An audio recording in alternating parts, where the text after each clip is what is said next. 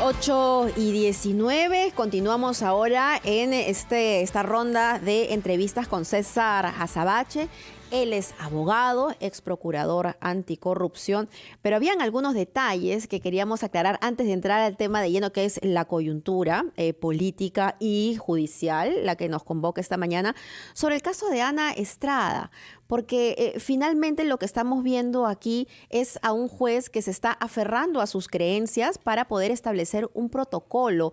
¿Eso es reñido de cómo se debe impartir la justicia en nuestro país? Bueno, primero es imposible no solidarizarse con el caso de Ana Estrada y con todo el colectivo que se ha organizado alrededor de ella para defender el derecho a una vida digna que conduce a un final digno, ¿verdad? Este incidente pendiente, tengo la impresión, expresa muy poco sobre cómo se imparte justicia en el Perú y cuál es el estado actual de la jurisprudencia de los tribunales peruanos, ¿no? Hay una serie de objeciones, dudas que son completamente comprensibles, pero hay que notar que no por gusto quienes lideran defensas por derechos de afirmación civil, matrimonio igualitario, paternidad autodefinida, muerte digna, han movido sus casos hacia los tribunales de justicia, incluyendo al Constitucional y a la Defensoría en el SET, y no hacia el Congreso. Entonces, este intento por introducir dentro del protocolo de muerte digna una opinión no científica o una consulta no referida científicamente, más bien religiosa, lo que expresa es, creo yo, el último recodo de posiciones muy conservadoras que se expresan con cierta continuidad en los tribunales. Recordemos el caso en el que se usó el color de la ropa interior de una mujer atacada sexualmente, sí, ¿de acuerdo? Sí, que era muy provocativa su ropa interior. Exacto, pero que fue inmediatamente respondido dentro de los propios tribunales. Hay entonces islas no afirmativas de derechos en los tribunales, creo que son minoritarias y creo que en general los tribunales de justicia siguen siendo o son ahora el espacio de refugio para todas las peleas por afirmación de derechos que ya no encuentran o no encuentran cómo desarrollarse en el Congreso, que tendría que haber sido su sede natural. Y eso nos lleva a un tema mayor de nuestra institucionalidad, que es el conflicto entre poderes. Porque lo que usted está diciendo tiene implícito que hay una actitud en el Congreso que es diferente respecto de libertades y derechos que la que prima en el Poder Judicial. Y ese choque lo hemos visto clarísimamente a propósito de una ley que ha sido promulgada en el Congreso que minimiza a la SUNEDU. Y que, sin embargo, pese a una medida de amparo de la que benefició del Poder Judicial, ha sido publicada en el peruano. Explíquenos en qué situación queda esa ley, por una parte, y qué es lo que pueden hacer, cuál es el margen de acción para los funcionarios de la SUNEDU. Sí, yo creo que en efecto ambas cosas se comunican una con la otra, ¿no? De varias maneras, mi impresión es que el Congreso, hay que decirlo, se ha ralentizado, no solo en lo que significa su representación de la ciudadanía, sino también en lo que significa su autocontrol institucional. Digo con esto que buena parte de la producción legislativa, la ley ante SUNEDU es el mejor ejemplo, está organizada en función a puros intereses privados no controlados por una concepción sobre lo público o la visión del país de largo plazo.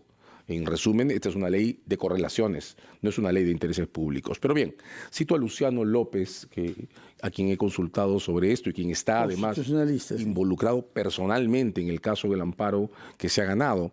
Él me dice que ya el colectivo que promueve esta demanda ha solicitado al juzgado que, además de declarar nulo el procedimiento parlamentario y además de declarar, lo acaba de hacer ayer, que la ley es inaplicable respecto de la SUNEDU, declare formalmente la ejecución inmediata de esta sentencia.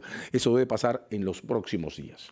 Pero el hecho de que el Congreso finalmente lo haya publicado, ¿esto es desacato? ¿Hay una responsabilidad penal en ello de la mesa directiva? Probablemente no sea el momento de discutir esto en términos de derecho penal. En términos de derecho constitucional es absolutamente inapropiado, porque el Congreso estaba notificado de la sentencia al momento en que se suscribieron los documentos que condujeron a la publicación. Lo razonable, lo que corresponde a la buena fe en el procedimiento, implica apelar esa sentencia, no ordenar que se aplique. Sin embargo, esa maniobra, que encuentro temeraria, puede ser bloqueada si, como me informa Luciano, el juzgado debe resolver de inmediato la ejecución de la sentencia que declaró nulo el procedimiento parlamentario parlamentario. Se va a crear una paradoja, ¿verdad? Sí. Vamos a tener una ley publicada en el diario oficial con una sentencia que al disponer la nulidad del procedimiento previo tendrá que publicarse también en el diario oficial para dejar en claro que esa ley no funciona en adelante. Notar, por favor, que además esa ley, para poder producir el efecto más drástico que tiene, que es modificar a los cuadros directivos de la SUNEDU, requiere reglamentación. No se puede hacer una elección sin reglamentación previa. Y lo que sí queda claro, absolutamente claro, ya, es que existiendo la ley, ningún organismo puede ni debe designar reemplazantes, porque esa ley ha sido declarada ayer no ejecutable respecto a la SUNEDU. Muy bien. Otro caso mayor de conflicto entre poderes, digamos, tiene que ver con los casos de investigación fiscal de los que es objeto el presidente de la República. Y esto porque un colega suyo, que es su abogado defensor, el señor Benji Espinosa, persiste en solicitar una tutela de derechos, considerando que hay cosa decidida que no se ha respetado y que la Constitución está interpretándose mal, porque la doctrina jurídica convencional en el Perú establecía que no era posible someter a investigación al jefe de Estado. ¿Qué contesta usted a esos dos argumentos? Primero quiero proponer una figura visual, ¿no? El desborde de un río no se contiene con una caja de fósforos. Lo que ocurre es que en nuestro medio ha habido, en efecto, y nosotros también hemos sido parte de ese movimiento, una doctrina legal que entre el año 2000 y el 2020, pero antes, desde que la Constitución del 93 se escribió, asumió que la Presidencia de la República era una entidad que debía ser absolutamente protegida de cualquier ataque del Congreso o del Judicial. Esa doctrina legal ha decaído en su fuerza persuasiva o en su peso gravitacional absolutamente. En primer lugar, fue horadada fuertemente durante la definición de los casos Odebrecht, porque los casos Odebrecht nos mostraron que la Presidencia de la República también podía ser un espacio para articular redes criminales. La diferencia es que los casos Odebrecht nos mostraron lo que estaba ocurriendo en los 16 años anteriores, del 2000 al 2016. De modo que descubrimos que mientras la transición proclamaba una lucha frontal contra la corrupción, el presidente de la República le pedía $30 millones a Odebrecht. De ahí, lo que sigue es un presidente de la República que, sin hacerse cargo de lo que representa ese proceso, el iniciado en diciembre del 16 con las revelaciones de Odebrecht, empieza a hacer lo mismo delante de todos y de todas. Esto último creo que es lo que ha gatillado la decadencia absoluta de la doctrina constitucional sobre las protecciones absolutas al presidente. Ha puesto en debate la subsistencia del artículo 117 de la Constitución que las define y ha puesto completamente contra las cuerdas, salvo Benji Espinosa, no hay nadie que lo defienda, esa otra teoría que asumía, porque al presidente no se le puede acusar durante su mandato, salvo excepciones muy limitadas, entonces no se le puede investigar. No encuentro un solo experto en derecho constitucional o derecho procesal penal o derecho penal que haya sostenido que en las actuales condiciones esa doctrina que Pablo Sánchez terminó de abandonar por el Ministerio Público pueda subsistir en este momento. De modo que en realidad el abogado del presidente Castillo lo que está haciendo es intentar resucitar una doctrina que ya no tiene fundamentos, que no encuentro aplicable a la realidad y cuya necesidad constitucional no estuvo nunca en realidad grabada en piedra.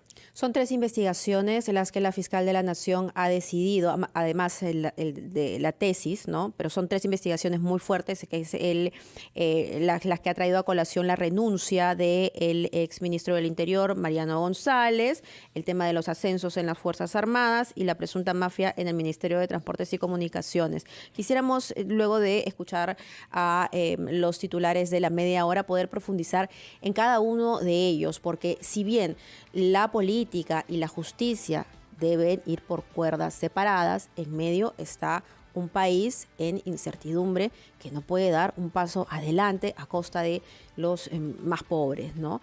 Vamos con eso tras escuchar los titulares. Perú.